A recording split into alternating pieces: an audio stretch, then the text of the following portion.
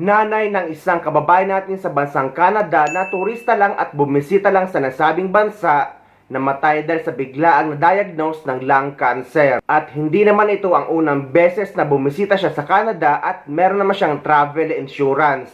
Ngunit paso na. Naging Mother's Day ng isang pamilyang Pilipino sa Alberta. Ito matapos ang biglaang diagnosis at pagpanaw sa stage 4 lung cancer ng kanyang ina na bumibisita lamang sa Canada mula Pilipinas. Ang pighati at panawagan ng pamilya. Ibinahagi ni Rhea Parto sa Omni News ang ilang huling sandali ng kanyang inang si Emily Parto bago ito pumanaw nitong Mother's Day, araw ng Linggo, sa stage 4 lung cancer. Si Rhea na work permit holder sa Canada, inaasikaso ngayon ang aplikasyon sa permanent residency. Para maging PR na po, pero yung sabi ko po sa kanya, isasama ko siya sa application ko kung sakali.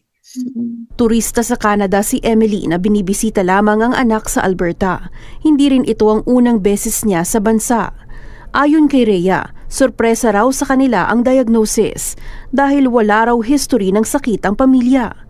Natuklasan lamang ito nang dalhin sa ospital noong ika-8 ng Abril si Emily dahil sa umano'y matinding pananakit ng likod.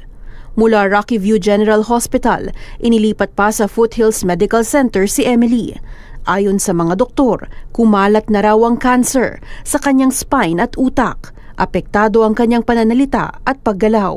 Akala namin maiuwi namin siya sa Pilipinas. Sabi ko kasi masyado daw risky kapag iuwi siya sa Pilipinas kasi yung pressure sa ulo niya, baka daw hindi kayanin. And then, baka kung kailan daw po nasa flight, tsaka pa siya mahirapan. So, kahit po ako, kung itatanong ko sa kanya kung sino ako, hindi naman niya po ako nakikilala. Nakatakda sanang bumalik si Emily sa Pilipinas noong April 30, pero di ito natuloy dahil sa biglaang diagnosis.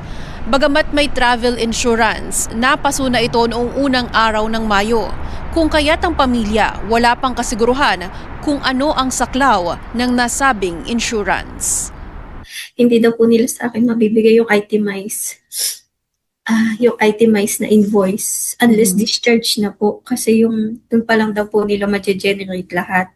Okay. So wala ka pang idea? Wala pa po. Yung last na tawag ko po, I think May 1st, nasa 116,000 na po kami.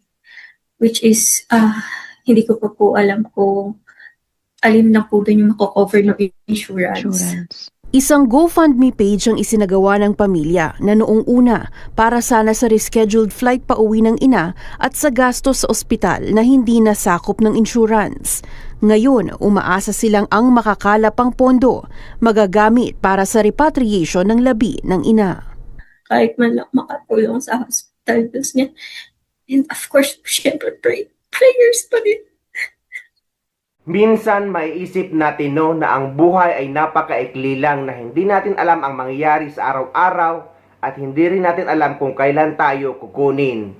Kaya guys, bawat bangon at bawat gising natin sa umaga ay i-appreciate at ipagpasalamat natin dahil hindi na natin alam o hindi natin alam kung kailan ang magiging huli.